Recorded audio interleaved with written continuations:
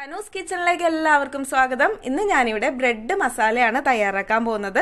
അപ്പോൾ ഇത് കുട്ടികൾക്കെല്ലാം വളരെ ഇഷ്ടപ്പെടുന്ന ഒരു സ്നാക്കാണ്. ഈവനിങ് സ്നാക്കായിട്ടും ലഞ്ച് ബോക്സിലേക്കും ഒക്കെ കുട്ടികൾക്ക് കൊടുത്തു വിടാൻ പറ്റുന്ന നല്ലൊരു സ്നാക്കാണ്. അപ്പോൾ അതിനുവേണ്ടി ഞാനൊരു 6 പീസ് ബ്രെഡ് എടുത്തു വെച്ചിട്ടുണ്ട്. പിന്നെ വേണ്ടത് ഒരു സവാള ഞാൻ ഇതുപോലെ ചോപ്പ് ചെയ്ത് വെച്ചിട്ടുണ്ട്, ചെറിയ പീസായിട്ട് കട്ട് ചെയ്ത് വെക്കാം. ഇഞ്ചി വെളുത്തുള്ളി ചതച്ച് വെച്ചിട്ടുണ്ട്, അതൊരു ടേബിൾ സ്പൂൺ ഉണ്ട്. ഒരു വലിയ പച്ചമുളക്, പിന്നെ നന്നായി പഴുത്ത ഒരു ചെറിയ തക്കാളി ചെറിയ പീസായി കട്ട് ചെയ്ത് വെച്ചിട്ടുണ്ട്. ആദ്യം നമുക്ക് ഈ ബ്രെഡ് ഒന്ന് ചൂടാക്കി എടുക്കണം, ഒന്ന് ക്രിസ്പി ആയിട്ട് ഇരിക്കണം, അല്ലെങ്കിൽ നമ്മൾ അതിൻ്റെ മസാലയിൽ ഇടുമ്പോഴേക്ക് ബ്രെഡ് പൊടിഞ്ഞു പോകാൻ ചാൻസ് ഉണ്ട്.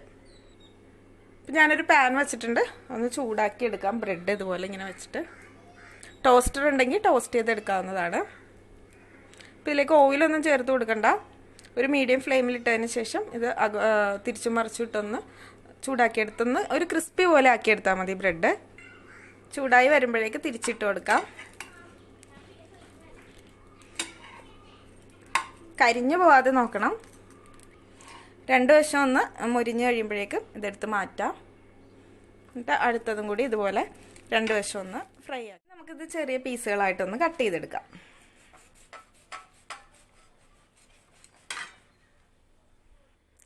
ഇതുപോലെ ചെറിയ പീസായിട്ട് കട്ട് ചെയ്ത് വെക്കാം. സ്ക്വയർ പീസായിട്ട് കട്ട് ചെയ്ത് വെക്കണം. ഇനി നമുക്കിതിലേക്കുള്ള മസാലയ്ക്ക് തയ്യാറാക്കാൻ വേണ്ടിയിട്ട് ഒരു കടായി വെച്ചിട്ടുണ്ട്. ചൂടാകുമ്പോൾ അതിലേക്ക് 1.5 ടേബിൾ സ്പൂൺ സൺഫ്ലവർ ഓയിൽ ഒഴിച്ചു കൊടുക്കുക. വെളിച്ചെണ്ണ യൂസ് ചെയ്യരുത് ഇതിലേക്ക്. ഇപ്പോൾ സൺഫ്ലവർ ഓയിൽ ചൂടായി വരുന്ന സമയത്ത് ഒരു നുള്ള് ജീരകം ഇട്ട് കൊടുക്കുക. ക്യുമിൻ സീഡ്സ്, നല്ല ജീരകമാണ് ഇടേണ്ടത്. ഇനി ഇതിലേക്ക് ചെറുതായിട്ട് ചോപ്പ് ചെയ്ത് വെച്ചിട്ടുള്ള സവാള ചേർക്കാം. അതുപോലെ തന്നെ ഇഞ്ചിയും വെളുത്തുള്ളിയും ചതച്ചതും പച്ചമുളകും ചേർത്ത് കൊടുക്കാം.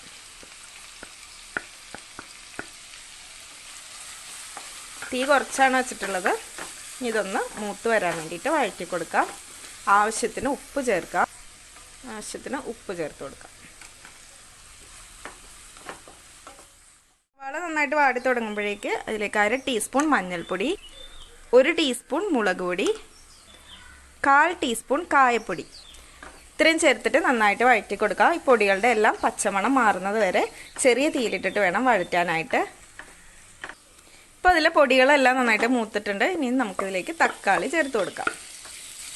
നന്നായിട്ട് പഴുത്തിട്ടുള്ള ചെറിയ തക്കാളി ചേർത്താൽ മതി. ഇനി ഇതിലേക്ക് ഞാൻ ടൊമാറ്റോ കെച്ചപ്പ് കൂടി ചേർക്കുന്നുണ്ട്, അതുകൊണ്ട് ചെറിയ തക്കാളി ചേർത്താൽ മതിയാകും. തക്കാളി ഒന്ന് വെന്ത് വരട്ടെ. 2 മിനിറ്റ് ഒന്ന് കുക്ക് ചെയ്തെടുക്കാം ചെറിയ തീയിൽ. ഇപ്പോൾ തക്കാളി നന്നായിട്ട് വഴന്നിട്ടിട്ടുണ്ട്. ഇനി ഇതിലേക്ക് ഞാനൊരു 1 ടീസ്പൂൺ ടൊമാറ്റോ കെച്ചപ്പ് കൂടി ചേർക്കുന്നുണ്ട്. ഇട്ടൊന്ന് വഴറ്റി കൊടുക്കാം. ഇനി ഇതിലേക്ക് ഒരു 1/2 കപ്പ് തിളപ്പിച്ചാറിയ വെള്ളം, ചെറു ചൂടുള്ള വെള്ളം വേണം ഒഴിക്കാൻ. പച്ചവെള്ളം ഒരിക്കലും ഒഴിക്കരുത്. ഇനി ഒരു മീഡിയം ഫ്ലെയിമിലേക്ക് മാറ്റാം.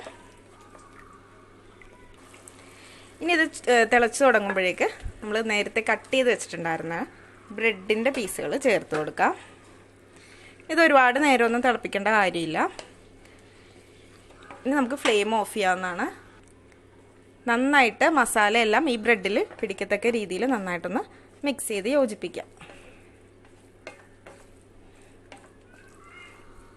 ഇപ്പോൾ ഞാൻ ഫ്ലെയിം ഓഫ് ചെയ്തിട്ടുണ്ട്. മല്ലിയില ഉണ്ടെങ്കിൽ ഇതിൻ്റെ മീതെ കൂടി മല്ലിയില തൂക്കി കൊടുക്കാം. ഞാനിപ്പോൾ ഒരു ചെറുനാരങ്ങയുടെ ഹാഫ് എടുത്തിട്ടുണ്ട്. ഇതൊന്ന് പിഴിഞ്ഞ് കൊടുക്കാം ഇതിൻ്റെ മീതെ കൂടി. ഈ ഒരു പുളി ഇതിന് നല്ലൊരു ഫ്ലേവർ ഉണ്ടാവും. ഒന്നുകൂടി ഒന്ന് മിക്സ് ചെയ്യാം. ഇനി ഇത് സെർവ് ചെയ്യുന്ന ഒരു പ്ലേറ്റ്.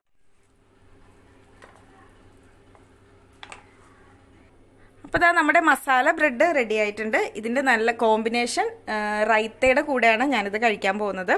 അപ്പോൾ നല്ല അധികം പുളിയില്ലാത്ത തൈരാണ്. കട്ടിയുള്ള തൈരിലേക്ക് ഒരു സവാളയും പച്ചമുളകും കട്ട് ചെയ്ത് ചേർത്തിട്ടുള്ളതാണ്. അപ്പോൾ ഇതിൽ മുക്കി കഴിക്കാനാണ്. ഇതിൻ്റെ കറക്റ്റ് ടേസ്റ്റ് അറിയണമെങ്കിൽ ഇതിലിങ്ങനെ മുക്കിയിട്ട് വേണം കഴിക്കാനായിട്ട്. അപ്പോൾ വളരെ പെട്ടെന്ന് തന്നെ തയ്യാറാക്കി എടുക്കാൻ പറ്റും. നല്ല ഈസിയാണ്, അതേപോലെ നല്ല ടേസ്റ്റി ആയിട്ടുള്ള ഒരു ഡിഷാണ്. എല്ലാവരും ഒന്ന് ട്രൈ ചെയ്ത് നോക്കിയിട്ട് നിങ്ങളുടെ വിലയേറിയ ഫീഡ്ബാക്ക്